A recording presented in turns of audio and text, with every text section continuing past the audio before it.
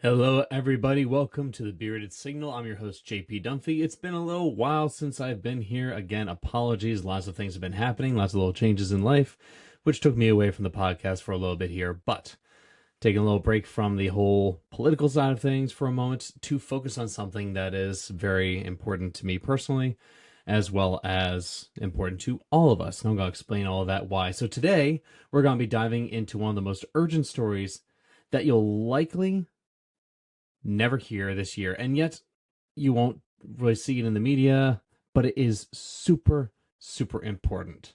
All right, and this is about the planet's greatest ally in climate change, our oceans, and how that ally may now be carrying a secret check that's about to come due, right? So there's an entire article in the latest the latest issue of Popular Mechanics, right? And the headline is basically this: even if we manage to solve the carbon emission problem overnight, and that's a miracle scenario given what we have in our political environment and just around the world, the deep ocean may still burp. And I'll explain that in a minute. Burp out centuries of stored heat, triggering a wave of warming akin to one of the ones that we're trying so hard to avert. Right? So the scientists who basically led the study put it very starkly, and that is that they found an abrupt discharge of heat will increase global mean temperatures, which, again, doesn't sound like much, but I want to break down exactly what in 4 individual parts to go over why that's very important. All right, so today's episode, breaking down, again, 4 parts. I'll go over basically, first off, what the research says, the ocean as a buffer, the simulation, the model that they used, and the burp, if you will. Second thing I'll go over is why these changes affect everything. So why it shifts the entire narrative about the whole net zero and, we've saved ourselves is the idea there. And then number 3, I'll break down, who basically pays the price. So especially nations in the, global south, the weaker links, the victims. And last but not least, I'll break it down into, what do we do now? Yes, there is still hope and there's still action to be done. So stick around. Obviously, if this episode sounds interesting to you, keep watching. If not, you'd be like, I'll take this one for later. But this is going to be necessary. So first and foremost, I do want to put out, I know that there has been a wonderful little thing. If you've noticed, people aren't talking too much about the ice shelves and things of that nature in the poles being a problem and melting down. Why? Because there's actually a slight buildup of ice instead of a discharge of ice, which was happening for a long time. So a lot of people are patting themselves in the back there. But this is where this article really comes in to an interesting little focus. Pardon me, I want to take a quick sip here. So the ocean is the world's largest accountant, right?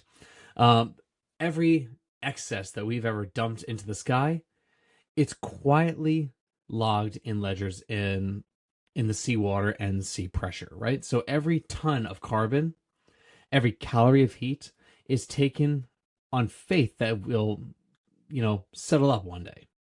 And for centuries, we've been paying this bill of our climate without complaint.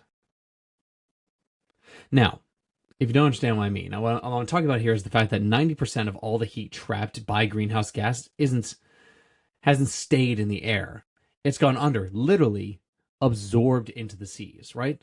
So about 30% of our CO2 is dissolved and then rebalanced, hidden in the chemical bonds of carbonic acid that's found, in our oceans. That's the whole reason why Earth isn't already a Venus, which is just pure heat. So the thing about that is there's a twist, right? So it's a so-called heroic buffer, might be the villain waiting in the wings, right? So what do I mean by that? A team of researchers at Utrecht University, Utrecht, I think it's Utrecht. I apologize if I'm mispronouncing that. Built what's called an intermediate complexity climate model. All right. Not the most detailed, but powerful enough to capture what we still struggle to measure, which is deep ocean circulation and the great conveyor belts that basically shuttle warmth and cold water across the globe, right? So they asked a deceivingly simple question, which is, what happens if humanity wins, right? If we hit net zero, even net negative, sucking more carbon out of the atmosphere than we emit. All right, that is like a dream for a lot of climate people that are out there. So the model has basically run forward hundreds of years, right? Temperature drops, planet cools until suddenly it spikes again. Not from new pollution, not from volcanoes, but from the Southern Ocean itself exhaling centuries of stored heat. Now, if you think of it like basically shaking a giant bottle of soda, right? For years, the ocean's been taking in CO2 and heat, kept tight underneath all the pressure of the ocean itself. And eventually, no matter how gently we handle it, it hisses, right? If you have a bottle and you shake it and you're kind of like, oh, I feel that pressure, and you can just, it's doing it. So, a global belch of warmth, right? Enough to undo. I found some web results. I can show them if you ask again from your iPhone. I think Siri had a bit of a issue here. Well, regardless, Siri, I was not talking to you, so disregard whatever you think I was saying. What was I saying? Right. So a global belch of warmth would be enough to undo all of the hard-won cooling that we have done. Now, the scientists do call it an abrupt discharge of heat. You know, I call it the ultimate IOU. So it's not science fiction, it's physics. So warm water sinks slowly. Cold water rises sluggishly.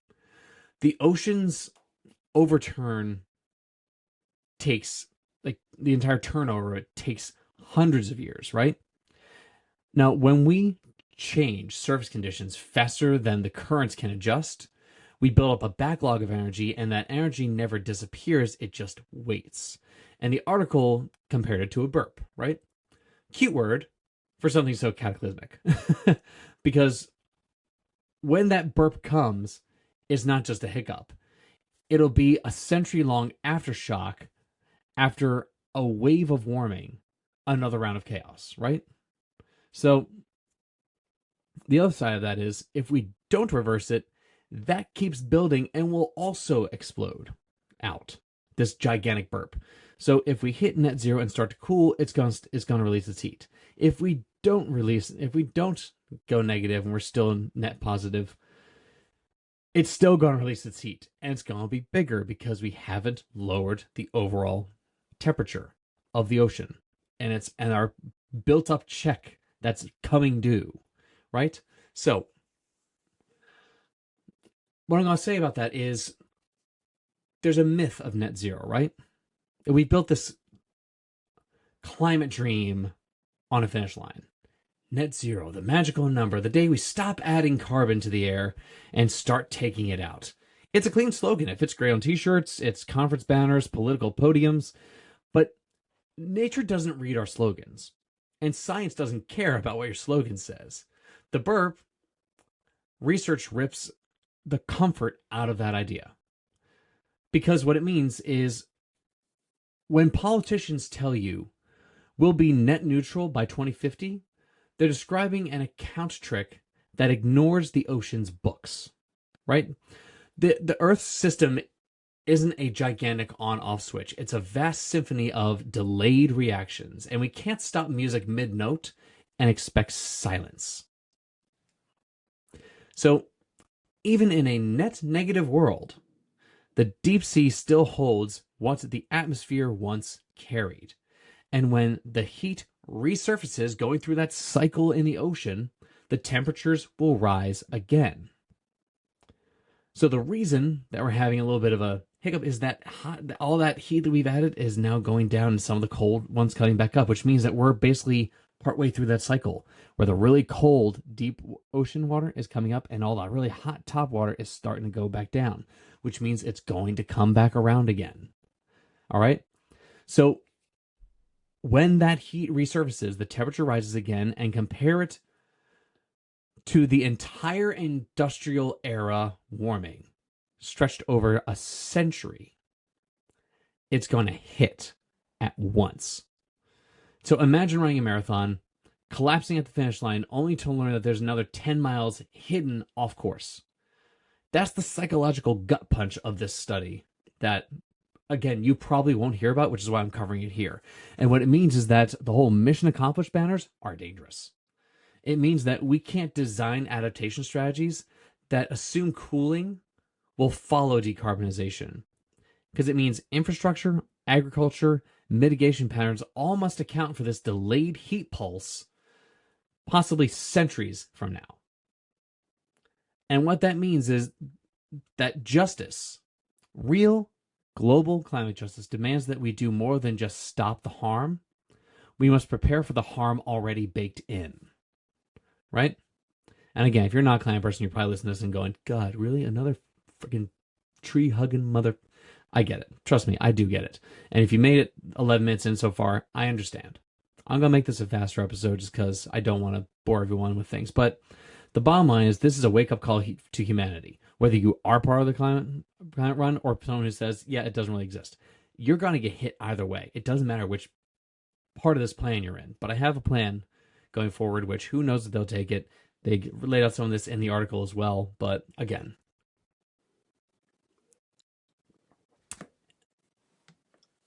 for decades, we've spoken about saving the planet as if the planet is a patient and we're the doctor. The truth is closer to the reverse, right? We're the infection, the fever. The ocean has been the doctor, cooling us down, keeping us safe. And now the patient's running out of medicine. So, when we hit net zero, let's not just pop the champagne. Let's dig a little deeper into carbon capture, ecosystem restoration, rewilding, and re-oceaning, because zero does not mean salvation. It's the bare minimum required for triage. And I don't want to be the person that explains absolutely everything, but if you don't know what triage is, just Google it, please. Triage, triage. So moving on. Who pays when the ocean burps, right?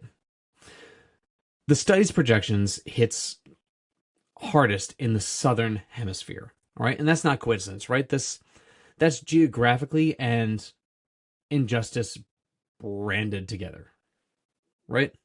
So Southern Ocean has the greatest heat sink of the global climate system.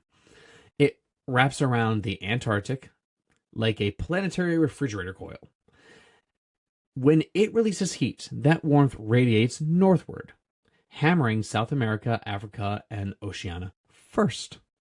Now, layer history on top of those physics. These are the very regions least responsible for industrial emissions. They didn't build their wealth on coal and crude, right? They also don't have a vast adaptation budget or seawalls ready for that kind of damage to hit. And yet, they'll face the brunt of the burp centuries after Europe, North America, and China did the polluting. Now, that's the cruel symmetry of climate change, right? The places that profit least pay the most. So, ones who didn't start the fire are forced to rebuild from the ashes, if you want to put a broader paintbrush on that. So, picture a small Pacific island, maybe a Vanuatu, or Tuvalu, already losing land to the sea. Imagine telling its people, hey, good news, the world hit net zero. And then 50 years later, they're clinging to the rooftops again because the ocean released its sudden heat and another meter of sea rises to follow the damage already done 50 years earlier. All right. It's not a bug in the system, right? This is the way the system is designed. It's not something that we can physically change at this moment, which is part of the problem. So even in our solutions, inequality persists. When we fix everything, the inequality still is there. So carbon offsets are traded like currency. The rich buy indulgences, the poor sell survival. Meanwhile, the ocean, indifferent, immersed, and insanely immense, continues to store the sins of the wealthy in layers of water too deep for sunlight or justice to reach. I know that sounds really creepy. I just said it and I wrote it and I didn't think it was that creepy until I just said it. It just sounds weird. But when the heat comes back, it's not going to knock politely, right? It comes in droughts, coral bleaching, fishery collapses, food insecurity, and those impacts will cascade northward because in an interconnected world, suffering doesn't stay local for long. That's why the Beard Signal calls this more of a climate science and adds climate ethics. So, who do we owe when the ocean collects? All right, who pays that bill when the ocean says you're due? How do we actually repay a debt to nations that never ran the tab?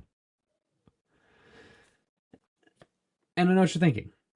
I could literally take it from this point and go into the whole removing of USAID. Soft power that was used throughout the world that the Trump administration got rid of because they wanted to give tax cuts to millionaires and billionaires. So this is the part where every climate story turns bleak, no matter how good you look at it. The worst case scenarios, obviously detrimental. The best case scenarios, still looking like, ooh, this is going to hurt. But that's not where we can stop, because despair is just a form of denial wearing a darker coat. So yes, the ocean will burp. The question is how much and how soon, and that depends entirely on what we do right now. First, you need to cut emissions faster because every fraction of a degree matters in this equation. The less energy we feed into the system, the smaller the backlog of the ocean will one day re-release. Second, we have to treat adaptation as a right, not a luxury. But the bottom line is you have to build resilient coastlines, diversify crops, fund relocation plans before the disaster, not after, to make sure that the global south leads its own solutions, not just receives the charity. Right? Because justice isn't a handout, it's balancing what was taken away, and balancing becomes restored, right? Third thing, we have to redefine success. No more net zero by 2050. Let's call it climate stability by 2300. Again, so I'm kind of pulling that number out of my ass, but we're thinking a couple hundred years down the line because that's how long it takes for this to happen. Again, you think of the industrialization of the world and the heat that was put out for that hit about a little more than 100 years ago. So you're not pulling up in a couple 100-year cycle. You're not pulling up the instant tab. It's going to be later in the cycle, because that's how long these cycles truly run, right? So we're sitting here right now in 2025, but we're talking about 2,300, 2,300. That's how long you need to actually think about these, because that's how long the cycles truly run. It forces us to think like ancestors, not consumers. Now, the fourth thing that needs to be done is we need to educate differently. Stop teaching kids that the ocean is just, over there. It's our life support system. It's our thermostat. It's our mirror. And right now, that mirror is fogging up from the heat. Finally, project hope like it's oxygen. Because the most dangerous feedback loop isn't in the atmosphere, it's in our minds, and hopeless people don't act. And inaction is the ultimate accelerant. The ocean has already given us a grace period measured in centuries. And maybe that's not a curse. Maybe it's a gift, a cosmic extension on our own bill. And the only proper way to say thank you is to stop handing it new debt. So, take the knowledge, let it settle, and remember, when the ocean breathes out, it will remind us of everything we've forgotten. Let's make sure, when that breath comes, we've learned the right to still be listening. Okay. So let's just takes it a little bit further. You've probably heard the phrase when you were growing up, the ocean's like a mirror. Something to look into, but that we never really see. We see sunsets, beaches, shimmers of vacation postcards, but beneath that reflection lies a world that doesn't play by our timelines and our politics, right? You can't lobby the Gulf Stream. You can't gaslight the thermohaline circulation. You can't spin a PR campaign against entropy.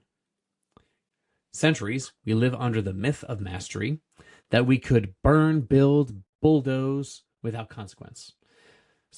That science would swoop in. The science would basically swoop in with a silver bullet, shining new technology that will completely erase that stain. Carbon capture, artificial trees, solar-powered salvation. And look, I'm not mocking hope. Innovation is good, ambition is necessary, but we need to think of how we teach physics, right? If we think that we can just teach our way out of physics, we're kind of delusional, right? The ocean doesn't really care about our quarterly goals and election cycles. It cares about energy balance, inputs and outputs, cause and effect. And right now, the scale is being tipped in the wrong way. The study that was started didn't predict apocalypse. It predicts consequence. And it says, even if humanity wins the fight here, the earth will remember the war. So that was something that is actually in it, that exact line. If humanity wins the fight, the earth will remember the war. And that sort of hits a little bit like a sermon, because we don't talk about memory in science. We talk about data, trends, and anomalies. But the thing is, the earth does remember. The ocean remembers. Every single molecule of CO2 that we have ever released still exists somewhere in the sky, soil, and sea. Every degree of heat that we've trapped is still echoing through the water columns, waiting for its cue to rise. And maybe that's the lesson. Maybe that is exactly what the lesson, not that we're doomed, but that we live in a world where nothing is ever truly gone. Not pollution, not plastic, not harm, but also not effort, not progress, not the love we pour into fixing it. And that's the other side of memory, right? If the ocean remembers damage, it can also remember care. Every reef that we've restored, every emission that we've cut, every person who decides to fight for the future, that energy too ripples out. Maybe slower, but it still counts. So, look into the mirror again.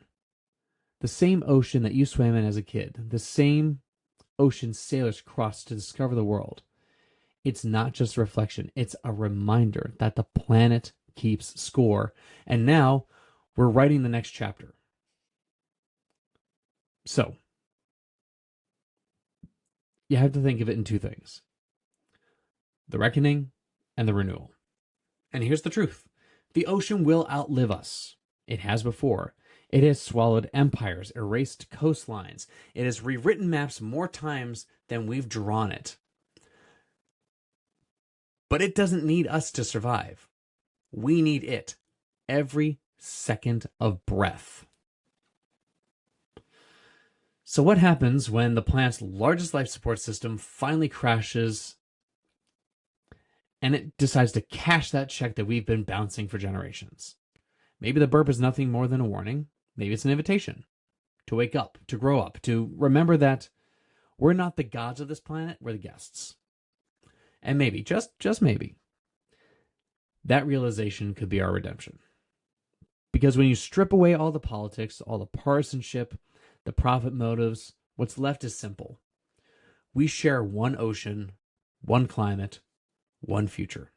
No border wall can stop a rising tide. No billionaire bunker can air condition the apocalypse. The solution isn't hiding in some kind of a spreadsheet. It's hidden in plain sight.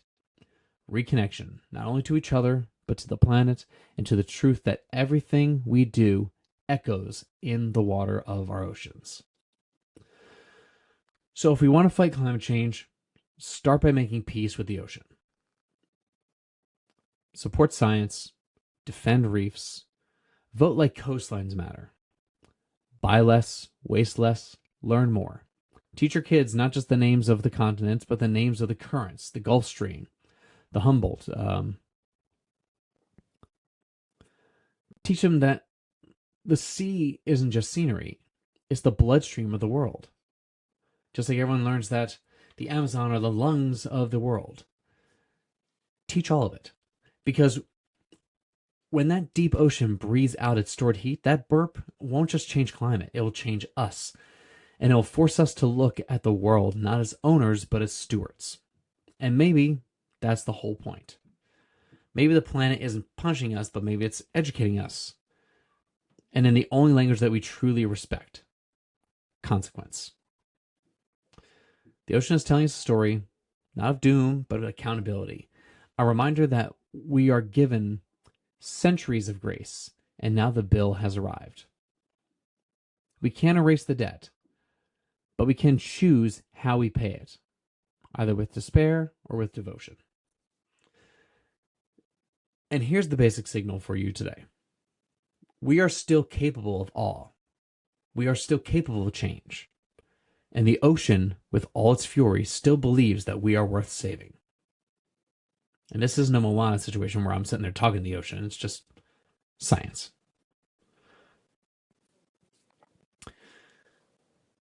With that, you've been listening to The Beard Signal.